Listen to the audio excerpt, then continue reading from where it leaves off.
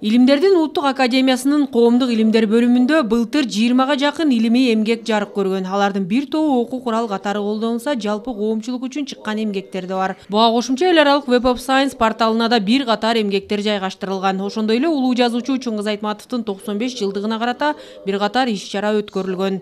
Президентибиз Садыр Нуркожоевичтин жарлыгы бар, адамды адеп акылакка тарбиялоо деген, нарк маселеси деген, анан идеология маселеси деген, мына ушулардын баардыгы коомдук илимдер аткарат. Ошолордун баардыгы коомдук илимдер элге жеткирет. Теледен, радиодон, басма сөздөн ушул багытта көп иштер аткарылат деген ойдобуз бар.